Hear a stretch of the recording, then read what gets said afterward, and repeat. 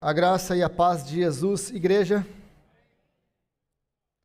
Como sempre, é um privilégio muito grande nós podermos nos reunir como igreja, adorar esse Deus grandioso, majestoso, esse Deus bondoso, esse Deus que nos tirou do império das trevas e nos trouxe para o império da luz, esse Deus que enviou o seu Filho para pagar o preço dos nossos pecados, esse Deus que nos justificou, esse Deus que nos salvou, esse Deus que nos tirou da morte e nos deu vida. É um privilégio. E é um privilégio ver você aqui hoje de manhã com a gente. Convido você a abrir a palavra de Deus comigo, no Evangelho de Marcos, o Evangelho que nós temos estudado. Nós continuamos do texto que nós paramos na última semana. Marcos, capítulo 6, versículo 30.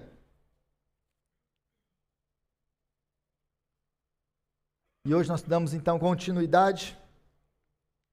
Semana passada, se você estava aqui, se você não estava aqui, assistiu pela internet, nós falamos sobre Herodes, a morte de João Batista.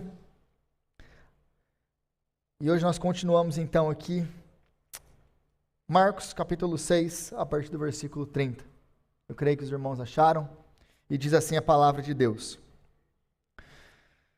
Os apóstolos reuniram-se a Jesus e lhe relataram tudo o que tinham feito e ensinado. Havia muita gente indo e vindo, ao ponto deles não terem tempo para comer.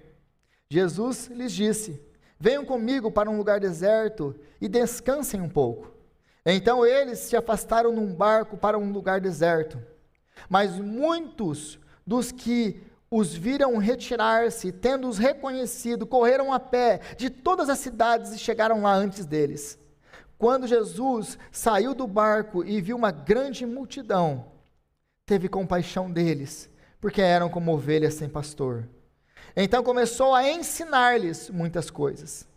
Já era tarde, e por isso os seus discípulos aproximaram-se dele e disseram: este lugar é deserto e já é tarde.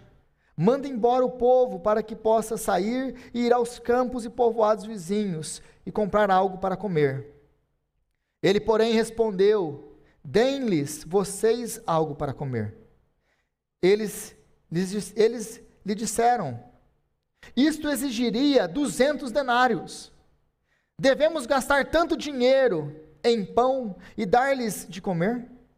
Perguntou ele: quantos pães vocês têm? Verifiquem. Quando ficaram sabendo, disseram: 5 pães e 2 peixes. Então Jesus ordenou que fizessem todo o povo se assentar em alguns grupos na grama verde. Assim, eles se assentaram em grupos de 100 e de 50. Tomando os 5 pães e os 2 peixes, e olhando para o céu, deu graças e partiu os pães. Em seguida, entregou-os aos seus discípulos, para que eles os servissem ao povo. E também dividiu os 2 peixes entre todos eles. Todos comeram e ficaram satisfeitos. E os discípulos recolheram 12 cestos cheios de pedaços de pão e de peixe. Os que comeram foram 5.000 homens. Palavra de Deus. Convido você mais uma vez à oração. Ora comigo assim: Senhor, nós clamamos a Ti, Pai, que o Senhor venha agora falar conosco, através da sua palavra, e que o Senhor venha repreender Satanás, que tenta nos distrair e tirar nossa atenção deste lugar. Abre agora, Pai, os nossos ouvidos, os nossos olhos, a nossa mente e o nosso coração, para que nós possamos entender a sua palavra, e que a sua palavra venha transformar a nossa vida hoje. É a nossa oração, em nome de Jesus. Amém. Amém. Então, na última semana nós continuamos e nós falamos sobre a dúvida de Herodes. E se você se lembra, ele está dando uma festa, um banquete para os seus convidados. E a pergunta que nós sempre temos que ter em mente quando nós estamos lendo a Bíblia, é como esse texto que nós acabamos de ler, ele se encaixa no contexto em que nós estamos lendo. Ou de uma outra maneira, como esse texto que nós acabamos de ler, ele se conecta com o que veio anteriormente. Porque, de novo, a nossa tendência é pegar e ler até o versículo 29, a dúvida de Herodes, o banquete de Herodes, acabou ali, fecha aquele capítulo, ou fecha aquela passagem, agora vamos para outra passagem. Mas, quando os evangelistas escreveram a Bíblia, eles não escreveram dessa maneira. Eles não tinham essa intenção. Nós precisamos entender todos os textos dentro do seu contexto, para que você então possa ser capaz de poder contemplar Cristo, a beleza do Evangelho, a majestade da glória de Deus em todo o texto. Então, se você se lembra na última semana, e eu vou responder essa pergunta para você, qual é a função desse texto no contexto em que ele está inserido? Como ele se conecta com o que veio anteriormente? Na semana passada, nós vimos então o banquete de Herodes. E Herodes então, ele dá um banquete luxuoso no seu palácio para as pessoas mais importantes, regado a muita comida, a muita bebida, a muita pompa, a muita luxúria. Só que agora Marcos, ele não quer que você perca isso de vista. O banquete de Herodes, ele é incapaz de nos sustentar. O banquete de Herodes, ele é incapaz de nos satisfazer. E o final do banquete de Herodes é a tristeza e a morte. O final dos banquetes de Herodes, o final dos banquetes do mundo é a tristeza e a morte. Nós podemos participar de muitos banquetes, com pompa, com luxo, com pessoas importantes, mas esses banquetes são incapazes de nos preencher, são incapazes de nos satisfazer. O que Marcos quer mostrar para você agora é que Jesus tem um novo banquete, e que o banquete de Jesus é completamente diferente do banquete de Herodes. O banquete de Jesus não é um banquete de palácios. O banquete de Jesus não é um banquete feito para os ricos e para os influentes. O banquete de Jesus é aberto para todos. O banquete de Jesus é feito no deserto. O banquete de Jesus é o único que é capaz de saciar a nossa fome. Jesus é a fonte de água viva, é o único capaz de nos saciar a sede. Então o que Marcos quer deixar para você e para mim aqui muito claro, é que você faça esse contraste entre os banquetes de Herodes e o banquete de Jesus. Jesus tem um banquete para a sua vida.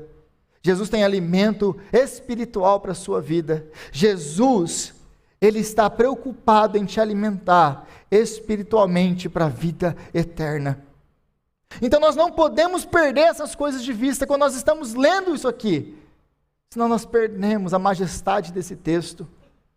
Ele está querendo comparar um banquete que leva à morte e o banquete que leva à vida eterna. Um banquete que é incapaz de saciar a fome do homem, e o banquete que é aquele que nos alimenta para toda a eternidade. Agora, continuando aí a partir do versículo 31, ou a volta do 30 mesmo, os apóstolos reuniram-se a Jesus e lhes relataram tudo o que tinham feito e ensinado. Havia muita gente indo e vindo, ao ponto deles não terem tempo para comer. Jesus lhes disse: venham comigo para um lugar deserto e descansem um pouco. Jesus aqui então, ele já havia enviado os apóstolos, e ele havia dado ordens expressas do que eles deveriam fazer. Se você estava aqui nas últimas semanas, ou há 2 semanas atrás, nós falamos sobre esse enviar de Jesus, dos apóstolos. Eles voltam agora, eles relatam tudo aquilo que eles fizeram e ensinaram. E como eu disse há 2 semanas, note que eles não estão preocupados com o número. Eles vêm para Jesus e falam: Jesus, nós fomos fiéis ao que o Senhor nos mandou fazer. Nós fomos chamados para sermos obedientes e fiéis, e não frutíferos. Os frutos vêm do Senhor. Ele dá conforme Ele quer. O nosso chamado é para obedecer e fazer aquilo que Deus nos mandou fazer. E quem vai dar fruto, se Ele quiser dar fruto, é o Senhor. Porque Isaías pregou a sua vida inteira e não teve frutos, mas ele obedeceu ao Senhor. E desde o seu chamado, Isaías foi advertido: quem eu enviarei? Quem irá por nós? Isaías fala: eis-me aqui, Senhor, envia-me a mim. Então você vai, e você vai pregar para um povo de dura cerviz, de coração endurecido, que não vai te escutar. Ah não, Deus, então se é para ser assim, eu não vou não.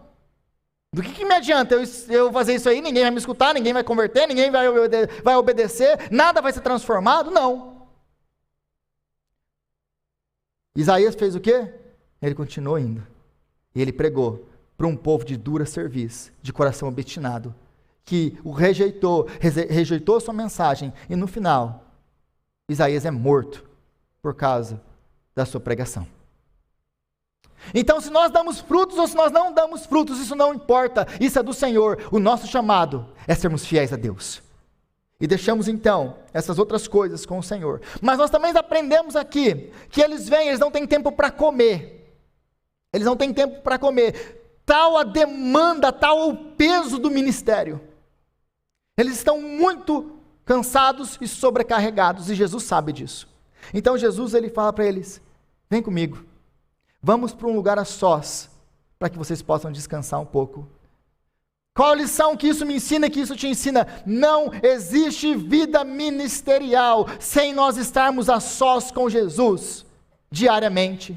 Sem nós estarmos diariamente aos pés do Senhor, a sós com Ele, e sendo alimentados por Ele, porque a nossa vida ministerial, e a nossa vida em todas as áreas, aliás, ela só é possível ser vivida se nós estamos em constante conexão com o Senhor, conexão com a palavra de Deus, sendo alimentados pela palavra, a sós com Jesus. Meu irmão, minha irmã, tempo com Deus, vida de oração e de Bíblia não é opcional para o crente, é uma questão de vida ou morte. Se você não tem tempo para orar, se você não tem tempo para ler a Bíblia, o que tem sustentado você? O que tem sustentado você? Então Jesus aqui ele nos chama para estarmos a sós com Ele, para sermos alimentados dEle.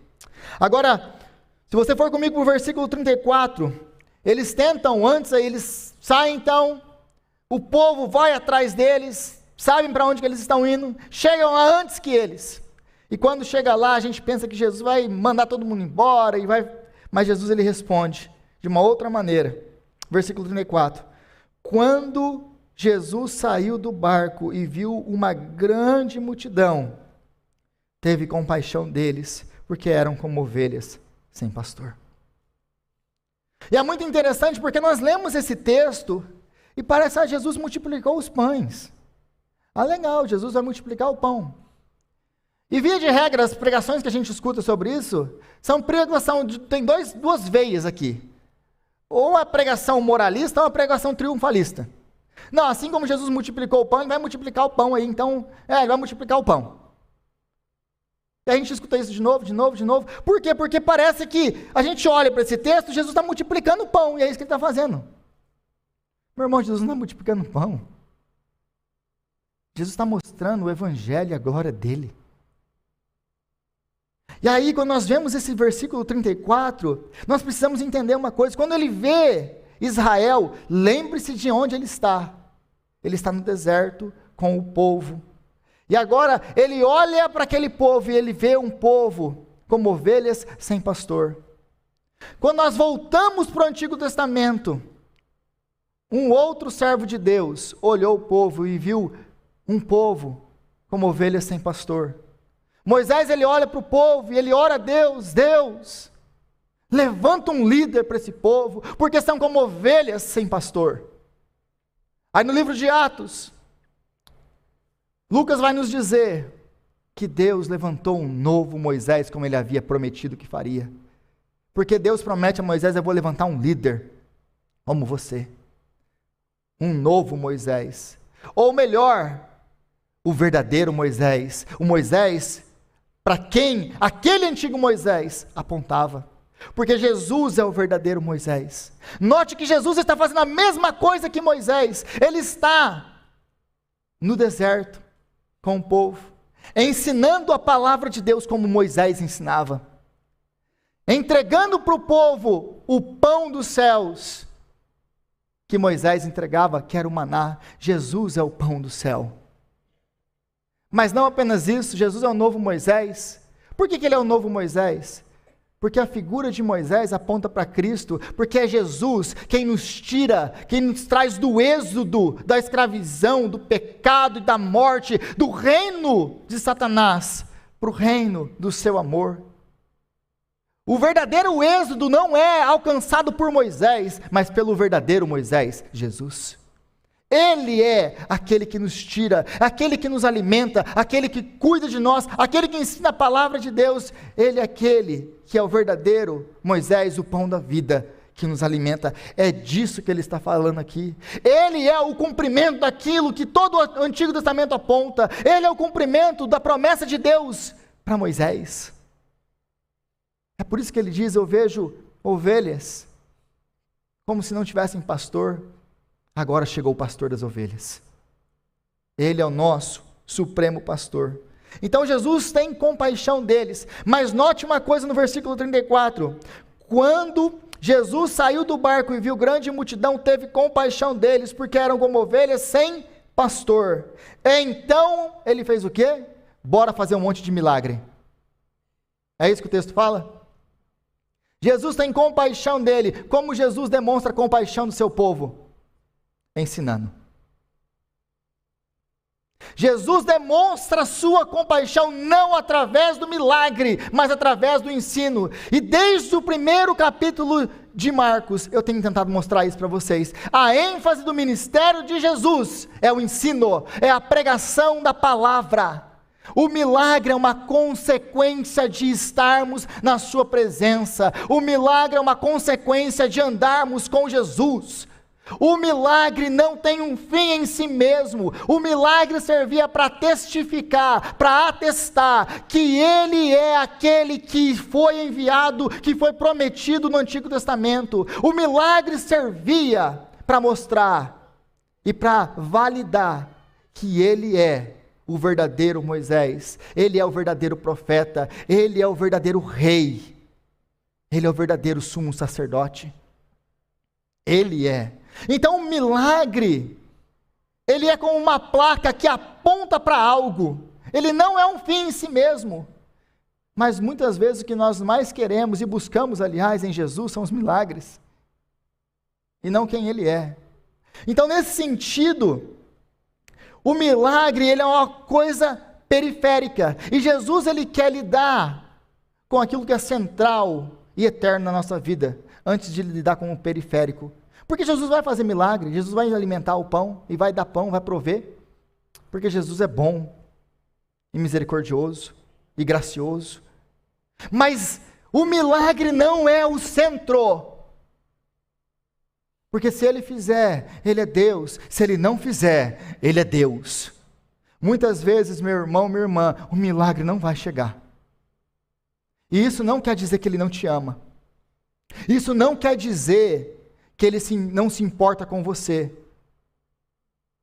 mas Ele tem um propósito na sua vida, até mesmo quando o milagre não chega, porque nós temos a tendência de achar que Deus nos ama, que Deus cuida de nós, apenas quando a porta é aberta, apenas quando o milagre acontece.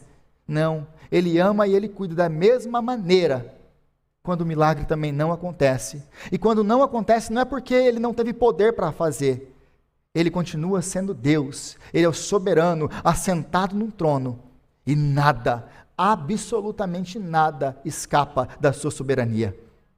Ele é o Senhor. Ele é o Senhor. Mas então Jesus quer lidar com aquilo que é eterno na nossa vida, e não com o que é periférico e passageiro. Jesus tem uma agenda para a sua vida, é te transformar. É te transformar.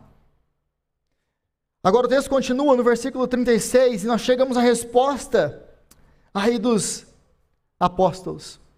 E muitas vezes essa resposta é a nossa resposta também. Os apóstolos, depois de um dia de descanso frustrado, imagina você, hoje é meu dia de folga, hoje eu vou fazer alguma coisa diferente. Hoje eu vou descansar. Hoje eu vou comer, porque nem tempo para comer, estou tendo tempo para comer. Então hoje eu vou descansar. Aí eles chegam lá, nossa, hoje é o dia então, hein? Depois de todo esse suor, eles vão para um lugar deserto com Jesus. Quando eles chegam lá, surpresa! Está todo mundo aqui esperando você, Jesus. Você imagina a frustração dos apóstolos? Porque eu consigo me colocar no lugar deles. Assim, cara, esse povo é complicado. Pensa num povo folgado. Nem quando a gente vai ficar quieto, Jesus falou, vocês estão cansados, vocês precisam descansar. Jesus está falando. Nem quando Jesus chama a gente à parte, esse povo deixa a gente quieto. E para ajudar ainda, Jesus que é misericordioso, bondoso, Jesus olha para eles com compaixão, como ele sempre olha para a gente com compaixão. São ovelhas sem pastor. E começa a ensinar eles. Acabou o dia de folga. Acabou o dia de folga. Aí no final do dia, já estressado, imagina agora, e Jesus não pregava pouco. Vocês acham que eu prego muito? Vocês tinham que ver Jesus. Paulo também não ajuda muito não, que o cara prega a noite inteira até o cara cair da janela. É umas vigílias. Você quer falar de vigília com Jesus, com Paulo? O negócio é diferente com eles. E aí Jesus prega o dia inteiro, olha o nosso dia de descanso aí, o dia inteiro ministrando, o dia inteiro Jesus, é o dia de descanso. Aí chega no final do dia, estão numa região deserta, eles chegam para Jesus, Jesus, seguinte, já deu hoje, manda embora. E aí, né, a gente é sempre aquele negócio, a gente pensa que a gente engana Jesus. Jesus, manda embora, porque a gente está num lugar deserto, né? Eu estou preocupado com eles. A gente está preocupado com eles, Jesus. Será mesmo? Ô Jesus, manda embora esse povo logo, eu não aguento mais. Não tive tempo nem de comer hoje. Já estou estressado já. Manda embora. Qual que é a resposta de Jesus? Aí a gente pensa que Jesus vai responder como? É verdade, não. No lugar deserto, eles dão as razões deles. Jesus fala o que para eles? Jesus vem com aquelas respostas que a gente não gosta. Não sei vocês, mas via de regra as respostas de Jesus para mim não são as que eu quero. Aí Jesus fala para eles, deem vocês mesmos alguma coisa de comer para eles. Você consegue imaginar a cara dos apóstolos agora? Um olhando para a cara do outro. Assim, ô Jesus, ou falando baixo, ou pensando, ô Jesus, eu não sei se você entendeu. A gente não comeu hoje ainda, não é por falta de tempo apenas, é porque não tem o que comer. Não deu tempo nem de parar para pegar o McDonald's. Aí eles olham e falam, Jesus, não tem. Não tem. Mas é interessante, continua aí no versículo 36. Manda o povo embora para que possam ir aos campos e povoados vizinhos para comprar algo para comer. 37. Ele, porém, respondeu, deem-lhes vocês algo para comer. Eles lhe disseram, isto exigiria 200 denários. Quanto é 200 denários? Um trabalhador braçal comum, como muitos de nós aqui, ganhava 1 denário por dia. Era o salário de um trabalhador no dia. Quantos dias você precisaria trabalhar para alimentar a multidão? 200. Jesus, é 200 dias de trabalho. A gente calcula por hora aqui. Jesus, isso vai custar de mim pelo menos umas 20 mil horas de trabalho.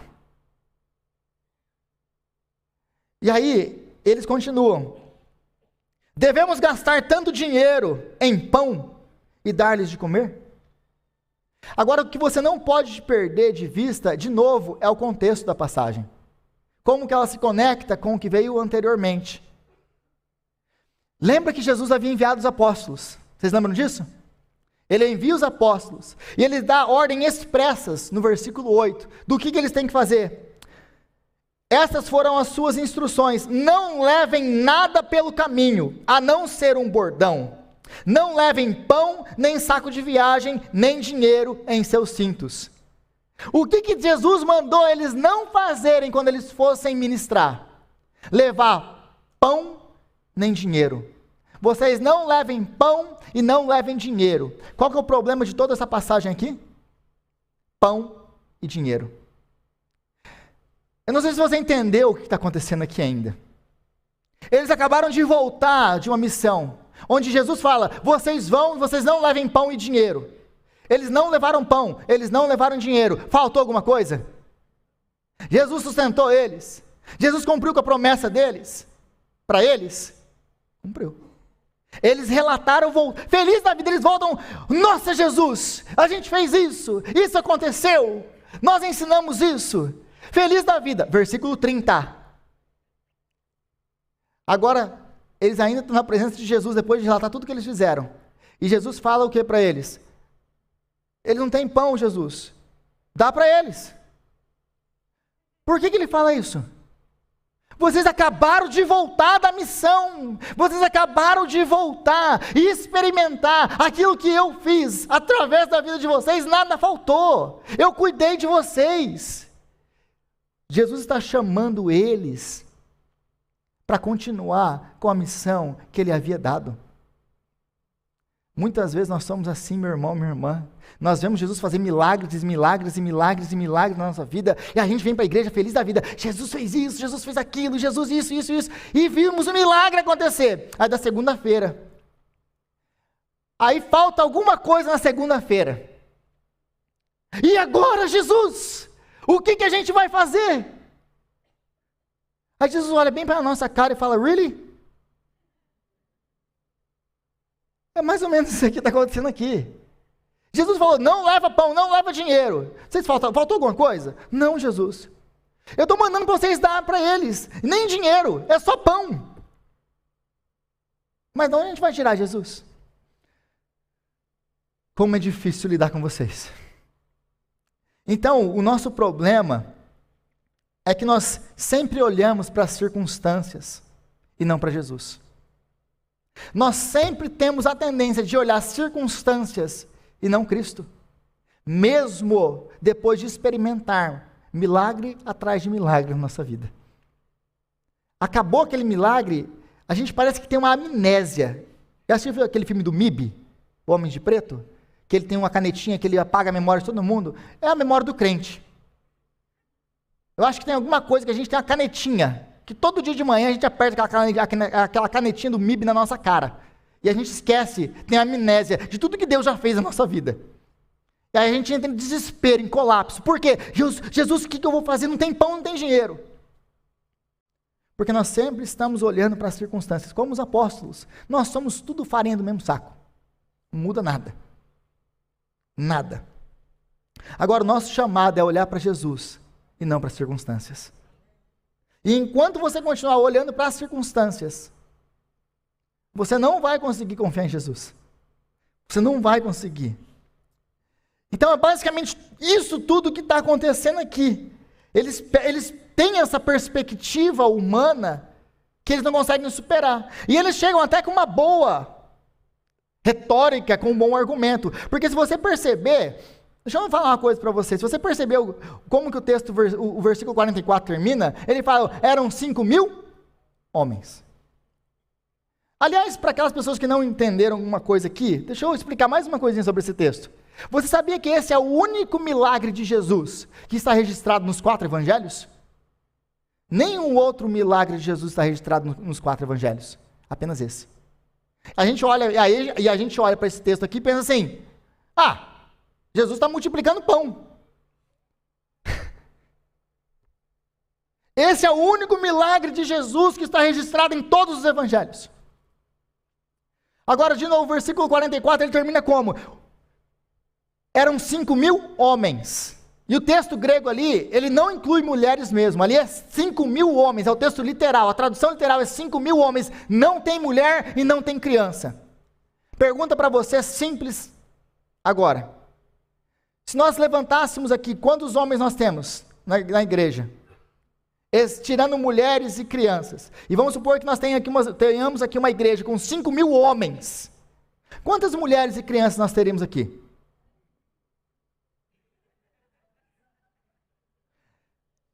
Provavelmente o que os teólogos eles vão argumentar é que existe uma multidão de 20 mil pessoas nesse lugar. Não são 5 mil homens, são 5 mil homens, fora mulheres e crianças.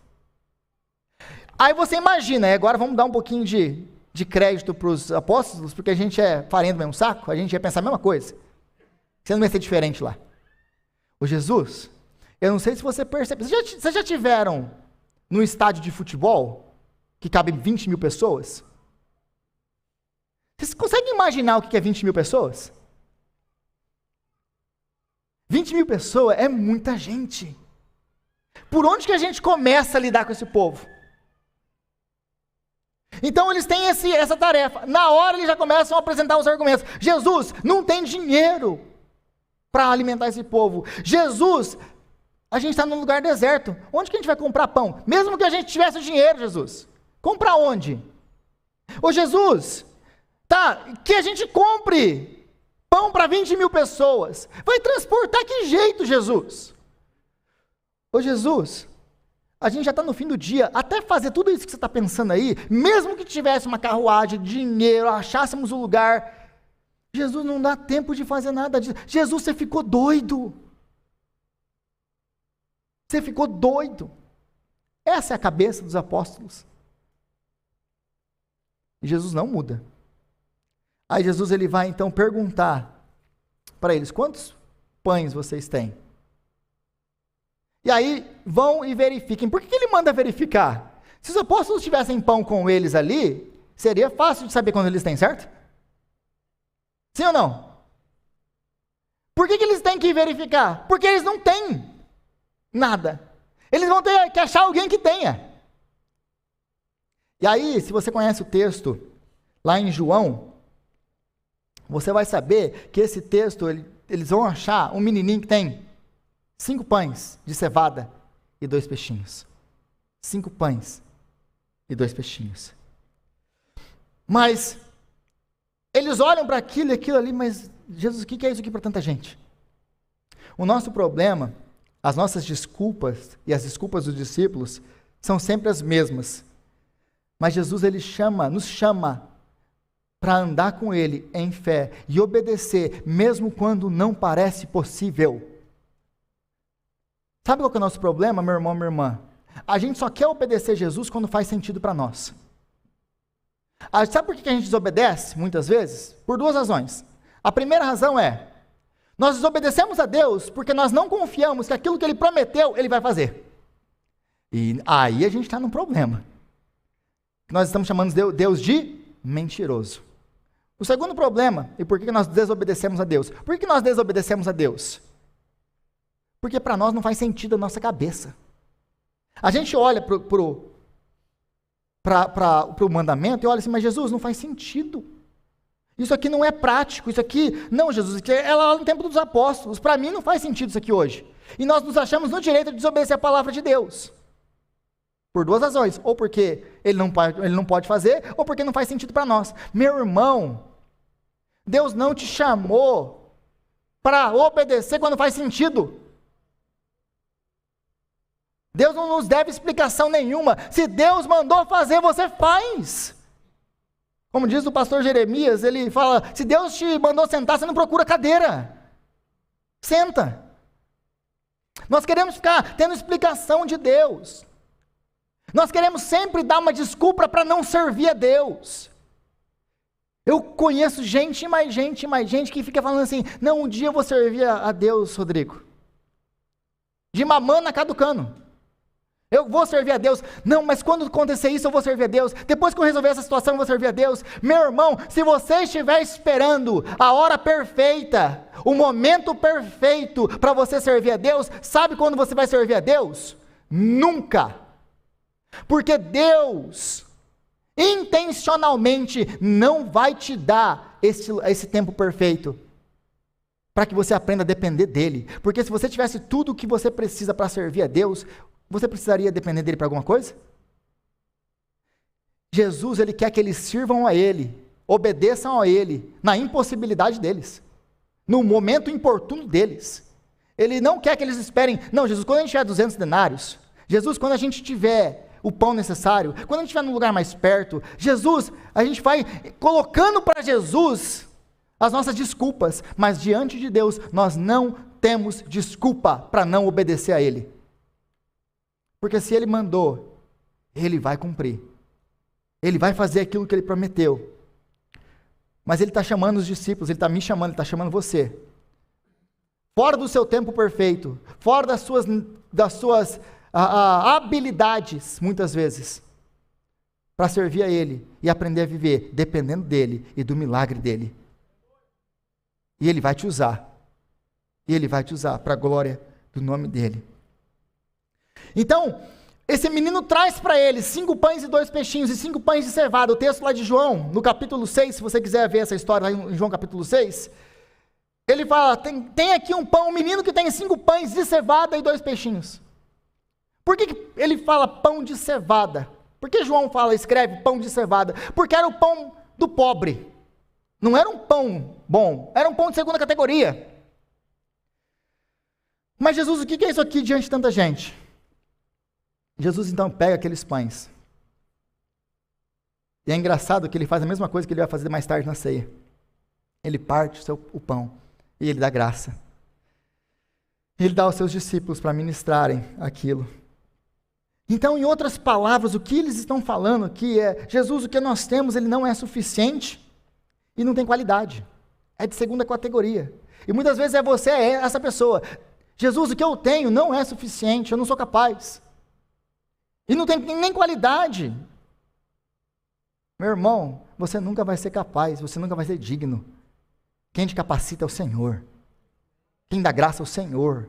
Vem do alto, não vem de você. E glória a Deus porque você não é capaz. E glória a Deus que você não consegue. Porque então você vai ver a glória de Deus se manifestando na sua vida de maneira sobrenatural. E a glória vai ser dele e não sua. É por isso que Deus chamou aqueles que não são, para confundir os que são. Porque se Deus chama os que são, a glória seria de quem?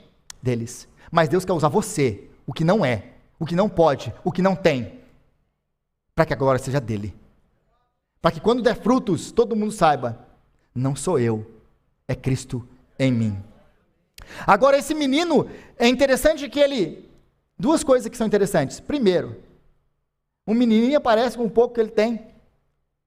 Mas quantos daquela multidão tinham alimento e não queriam compartilhar? E talvez você está aí hoje, escolhendo seu pão, porque você não quer compartilhar. Mas esse menininho não. Eu tenho isso aqui. Mamãe fez. Está aqui comigo. Na hora que ele entregou para os discípulos entregarem para Jesus, o que aconteceu com o pãozinho dele? Perdeu. Já era. Agora ele entregou o pãozinho dele para 5.000 homens, 20.000 pessoas. Que controle ele tem pelo pãozinho dele agora? 0. Talvez ele nem comeu, vou mais. Perdi o lanchinho do dia. Quando ele entregou o pãozinho dele para Jesus, ele perdeu completamente o controle do pãozinho dele. Mas porque ele perdeu completamente o controle do pãozinho dele, ele viu Jesus multiplicar o nada dele em muito. Ao ponto de satisfazer não apenas ele, mas uma multidão de 20.000 pessoas. O seu nada, na mão de Jesus, pode ser transformado em muito para satisfazer uma multidão. Mas quando você entrega o seu nada na mão de Jesus, você perdeu o controle. Confia nele. Porque ele sabe o que ele está fazendo com o seu nada.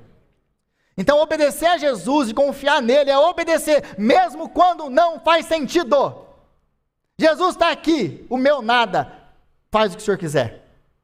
Eu acho que não dá, mas o Senhor acha que dá, está aqui. Usa da forma com que o Senhor quiser. E quando Jesus te chamar, meu irmão, minha irmã, para você oferecer o nada, oferecer os seus 5 pães e seus 2 peixinhos, que não vale nada, que não tem qualidade, que são de segunda categoria, não é porque ele tem uma necessidade, é um privilégio para você, porque ele está te chamando, e ele não precisa de mim. Jesus não precisa de mim, Jesus não precisa de você. Se ele te chamou para você servi-lo, para você obedecê-lo, para andar com ele, não é porque ele precisa, é um privilégio para você. E quando nós nos entregamos a Ele, quando nós nos entregamos o nosso nada para Ele, Ele vai fazer aquilo que Ele planejou fazer, e vai fazer infinitamente mais do que nós pedimos ou até pensamos, porque Ele é capaz de fazer isso. Agora, depois que Ele toma isso, depois que Ele dá aos seus discípulos, Ele fala assim para os seus discípulos: vão e entreguem ao povo. Eles espalham, tem uma estratégia, Jesus fala para eles como que eles têm que fazer, mas eles vão e entreguem ao povo. Entrega o quê para o povo? O pão. Mas que pão, Jesus? O pão do céu, o pão do milagre. Que pão, Jesus? O pão da vida. Meu irmão, minha irmã, Jesus te chamou para entregar o pão da vida para as pessoas. Jesus te chamou para ir e servir o pão da vida. O nosso chamado, assim como é o chamado dos apóstolos aqui, é de ir entregar o pão da vida. Você tem entregado o pão da vida? Ou você tem comido do cesto e ficado com o cesto nas suas mãos? Eu como, mas ninguém mais come. Você tem entregado o pão da vida? Quando Jesus chama eles, então, vão e entreguem o pão. Ele está falando, vão e entreguem aquilo que eu fiz na cruz. Porque é isso que está apontando, é isso que ele está fazendo aqui. O texto vai nos deixar muito claro. E se você voltar para João de novo, que é o texto paralelo a esse aqui, Jesus, depois de multiplicar os pães, Jesus vai pregar. E qual é a pregação de Jesus? Eu sou o pão da vida. Quem não comer da minha carne e não beber do meu sangue, não pode ter vida eterna. E muita gente vai embora. Inclusive os apóstolos chegam para Jesus: Jesus, essa sua pregação aí está afastando a galera. A igreja esvaziou, Jesus, porque você fica pregando essas coisas. Você tem que dar uma aliviada, Jesus. Ele olha para eles e fala o quê? Vocês querem junto? Por que ele fala isso? Ué, essa é a verdade. Vocês querem o quê? Eu posso pregar outra coisa. E vocês vão para o inferno. Vocês querem junto? Ô Jesus, para quem iremos? Só tu tens palavras de vida eterna. Só tu tens palavras de vida eterna. Então, todos nós temos uma fome que não pode ser saciada por pão. Por mais importante, meu irmão, minha irmã, que seja o pão que eles comeram. Por mais importante que tenha sido saciar a fome deles naquele lugar. Em João, no capítulo 6, eles comem e no outro dia, eles fazem o quê? Eles voltam. Eles voltam por quê? Porque Jesus ensinou a multidão? Não. Eles voltam porque eles comeram, e o texto fala isso, eles voltam porque eles comeram e ficaram satisfeitos. Por melhor que tenha sido a janta, o café da manhã sempre vai ter que ser servido. Porque no outro dia você vai estar com fome. Mas Jesus, então ele chama eles: não trabalhem pelo pão que perece, trabalhem pelo pão que dura para a eternidade. Por mais importante que seja matar e saciar a nossa fome, existe dentro de cada um de nós, existe dentro de todo ser humano, uma fome, uma sede insaciável de Deus, que só Jesus pode preencher. Você tem ajudado Jesus a distribuir isso? Você tem se alimentado? Talvez você esteja aqui, ou entrou aqui nessa igreja hoje pela primeira vez, e você tem essa fome, você tem essa sede, que nada sacia, que nada enche. Jesus pode, e Jesus vai. Ele é o pão da vida.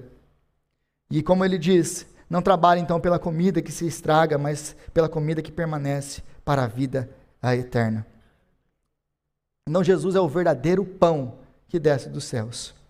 E o versículo 43, ele fala que depois de tudo isso, eles recolheram ainda 12 cestos cheios.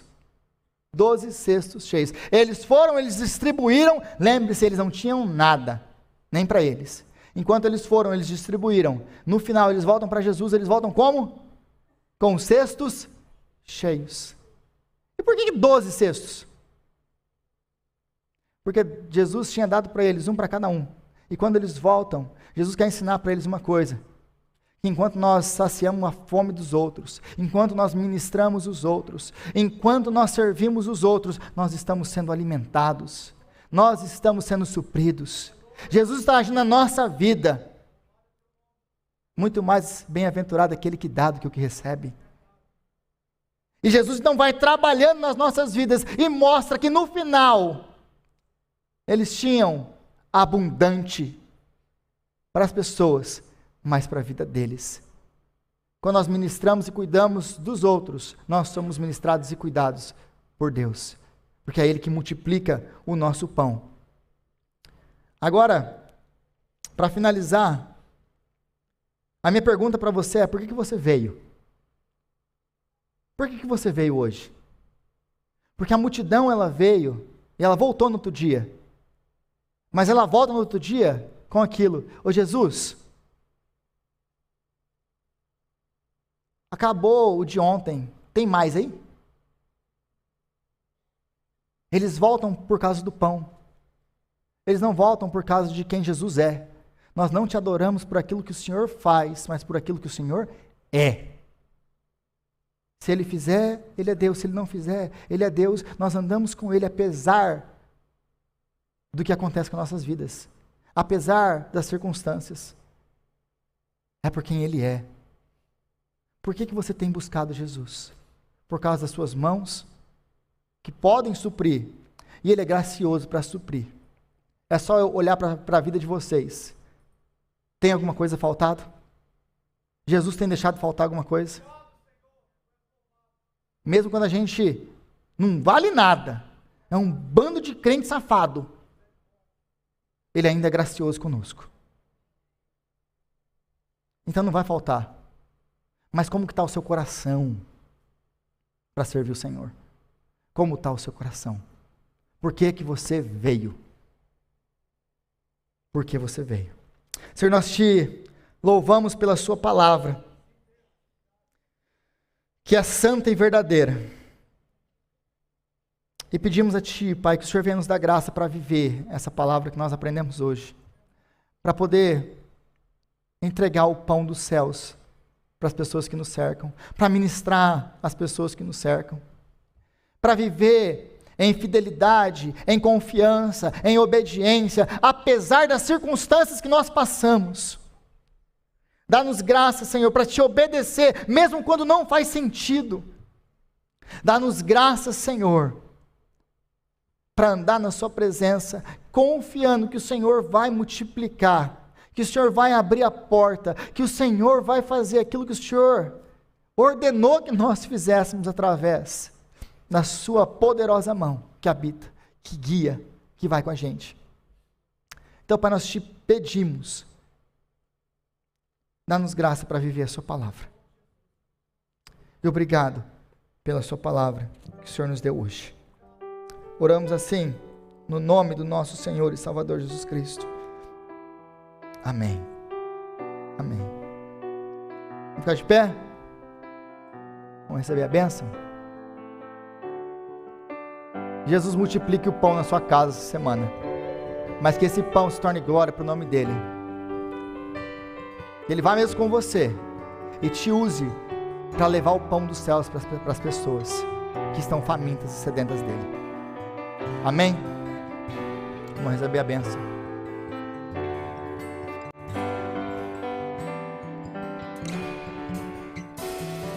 Que a graça maravilhosa do nosso Senhor e Salvador Jesus Cristo, que o amor de Deus, o nosso Pai, a comunhão, a consolação, a presença do Espírito Santo de Deus esteja com vocês, com todo o povo de Deus espalhado pela face da terra, desde agora e para todo sempre e sempre. Amém.